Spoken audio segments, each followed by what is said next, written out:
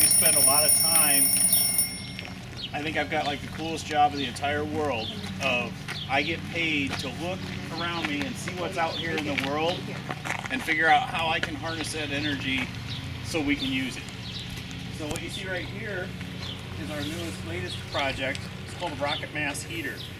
This is only part of it, but we have a student who is working for NASA this summer, getting paid by NASA to study the emissions coming out of that. So you can see the heat coming out of there, but you notice there's no smoke coming out of there.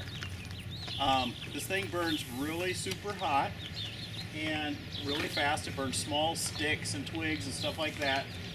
And the idea behind it, when the system is complete, there will be a 55-gallon drum that sits down over that. That acts just like your wood stove at home. It radiates heat to heat the air in the room. But we have thermal mass. We'll have a big box like this. We'll have rock or something like that. The pipe goes back and forth through, the exhaust goes back and forth through, and it takes all the heat out of the exhaust. So when the smoke comes out the chimney, well, there is no smoke, but when the exhaust comes out the chimney at the other end, it's about 120 degrees. The fire inside there is about 2,000 degrees. So we've taken 1,900 degrees of thermal energy and we've stored it in that thermal mass. I could get up in the morning before school, build a fire, run a fire for about 2 hours. That thermal mass will get up to temperature, and I can go to work, and that thing will just sit there and heat my house all day long.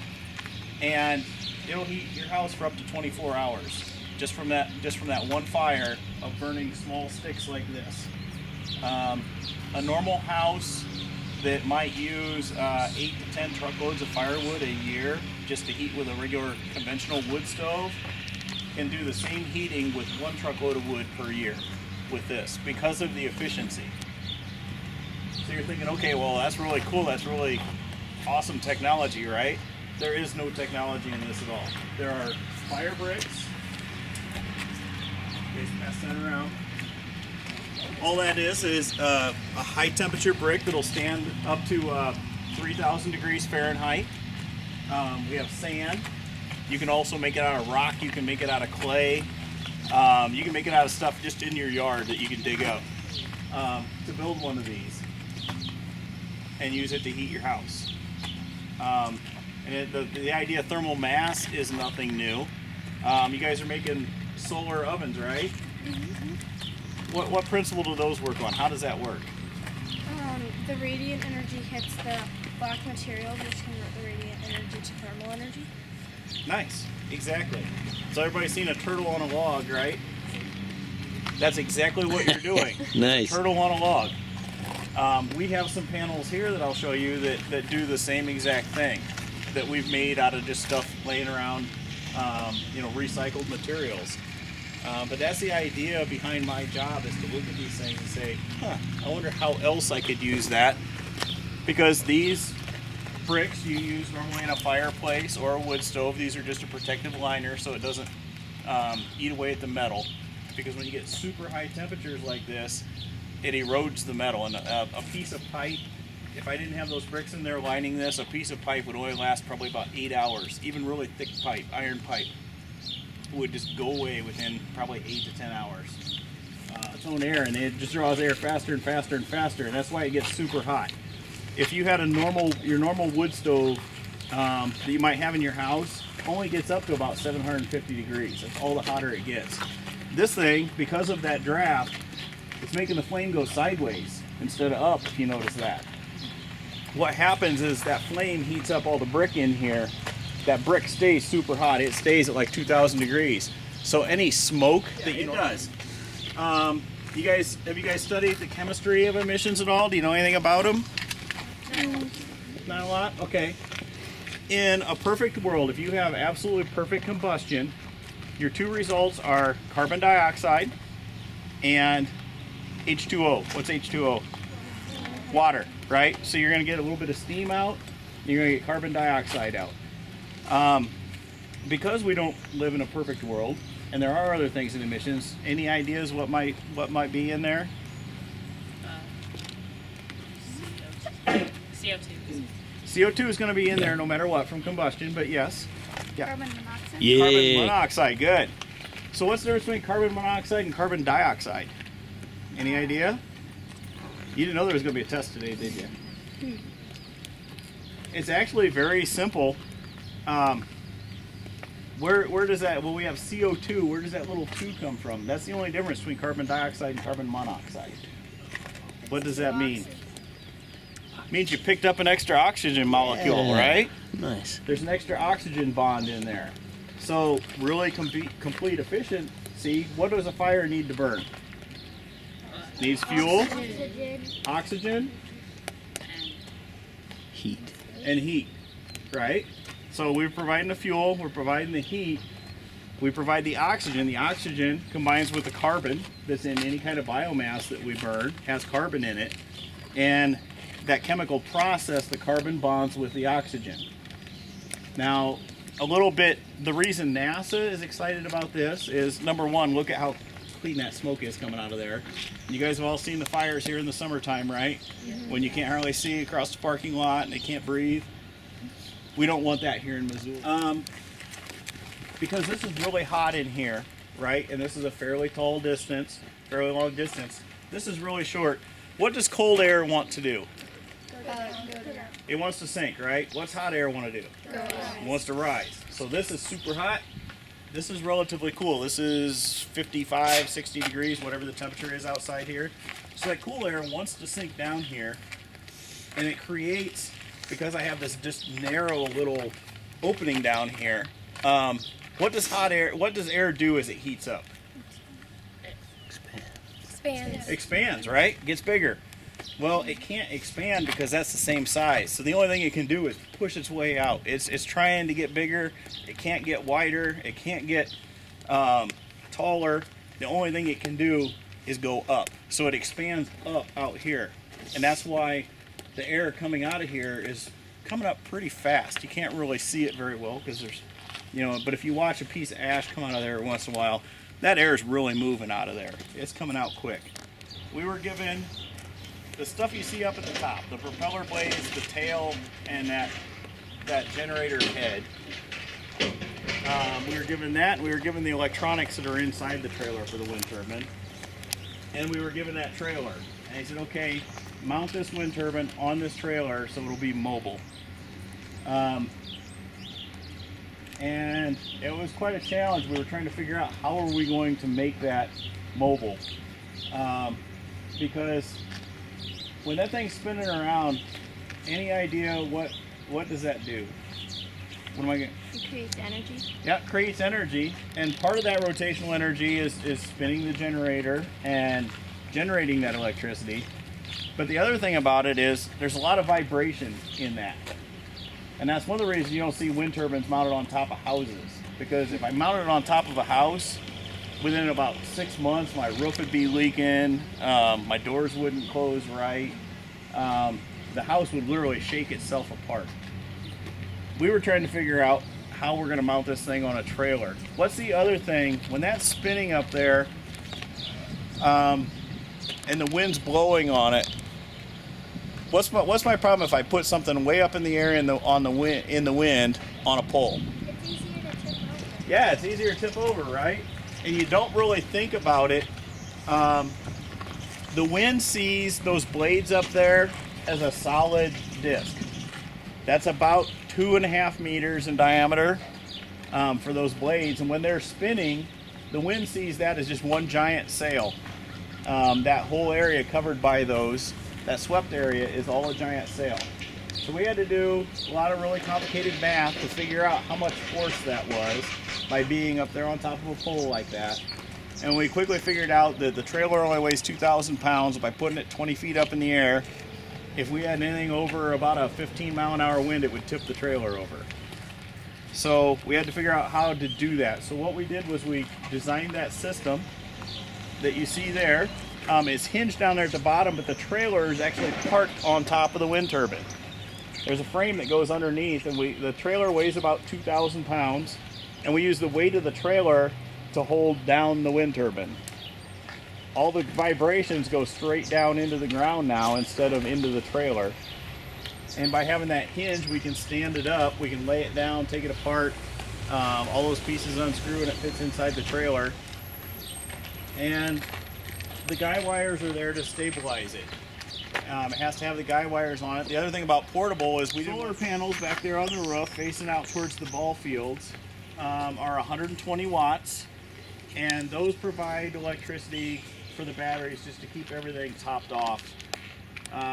Inside there's an identical array just like that that's on a gate, so when this thing is away from the fence, that goes back to the wind turbine output, and it monitors the batteries. If the batteries need charged, it sends them to the batteries. If it doesn't, unlike solar panels, I can't short that out. It's too much electricity, too much amperage. So what we do instead is it goes to a dump load. And a dump load is like a giant toaster. It's just big heating elements, and they glow and get really hot, and that burns off the extra energy. Now if I had this on my house, rather than just wasting that to heat the giant toaster, I can send that to a heating coil in my hot water heater instead. So anytime the electricity, I have just too much energy coming out of the wind turbine, I can use it to heat my water instead. So, and then in the center of that is an inverter. An inverter, the battery bank down on the floor is 24 volts DC. And DC is like what your car battery has. What kind of electricity do I have in my house? AC, right? nice. 120 volts AC, good. So I need a way to convert that, and that's what the inverter does. It converts that battery 12 volt or 24 volt DC into 120 volt AC electricity, and that inverter in there is big enough to run a house. And then towards the front, that's all the controls for the wind turbine and the batteries down on the floor.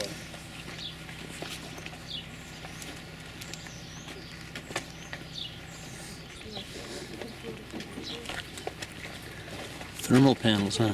Sorry? Think about, this is like totally the solar oven thing, right? Going in, light going in, converting into heat.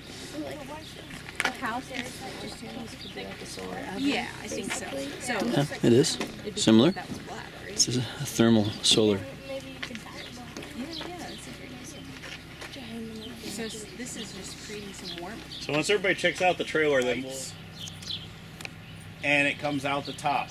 So what do you suppose happens in between that time? What's going on in there? He turns it into warm air. Yeah, it's heating it up, right? So all that, this one here is made out of gutter downspouts, just like, you know, that take the water off your roof down to the ground. That's just a bunch of those that are painted black. Put those in there. The air travels up through those. They're made out of aluminum. What's the advantage of using aluminum? Anybody know? Aluminum heats up. Why wouldn't I use steel or copper or? Because it's thinner and. Because copper is. Yeah, it actually heats faster. If you look at aluminum, aluminum conducts heat much, much faster than steel or copper or a lot of other materials. Aluminum is ideal for transferring heat. This one, right now it's kind of not getting direct sun. Once the sun gets around here, it'll heat the air up to about 180 degrees inside there. One of the reasons being, each section of that gutter downspout is about 4 inches in diameter, and the air just shoots right up it, right? Kind of just like the chimney on the stove. As that air heats and it expands, it makes it move really fast going up through there.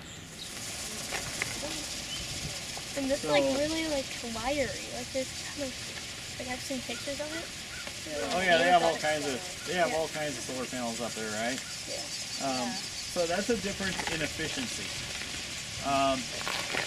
And it is, you have to think about all those things.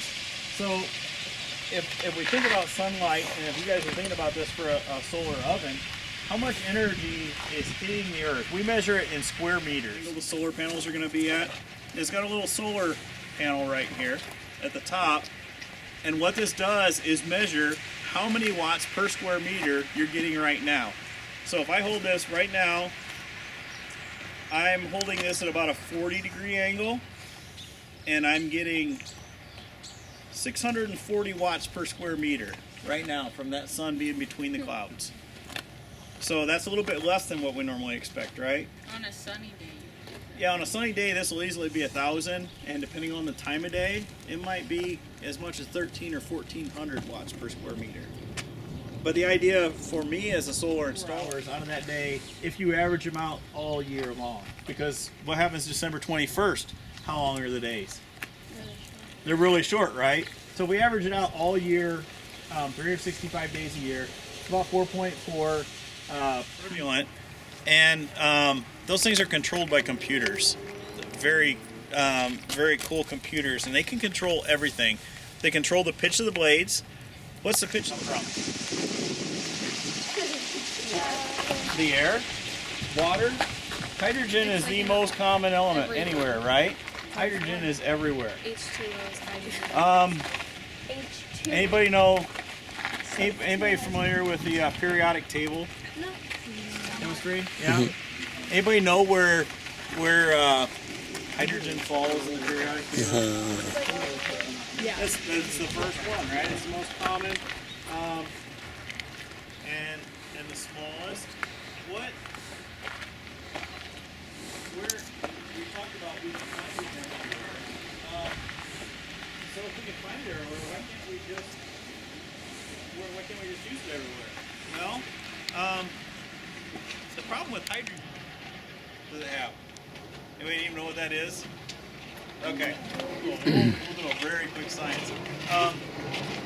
Any element has electrons that want to bond to it, right? And the more electrons it has is what causes it to cause it.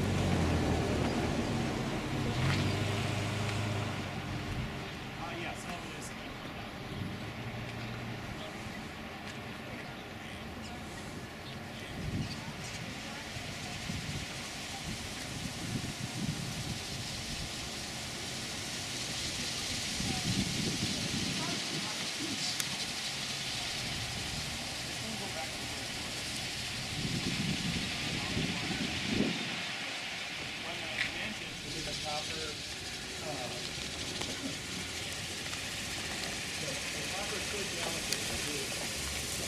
Word for the mix of oxygen and fuel. To the correct ratio, they need to add a turbocharger. So they get enough air into it.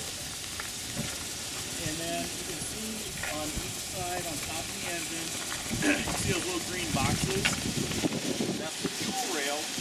And they use the same fuel rail for both. You have gasoline going through that fuel rail and gets injected into the engine. When it gets up to temperature, each one of those is like a relay valve that turns off the gasoline and turns on the hydrogen. It starts pumping hydrogen into it.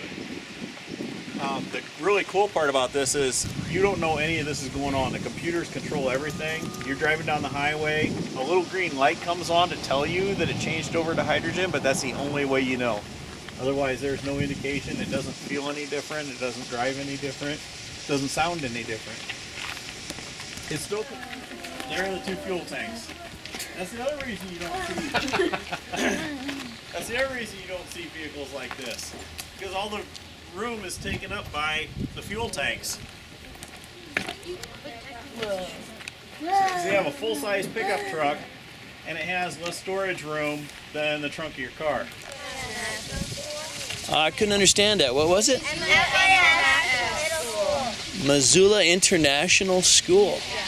Middle School. Hey, thanks for coming, you guys. Wow, what do you say? What do you say to Tim? Wow, he did a great job, didn't he? Yeah, see you guys. I can get up in the morning before school.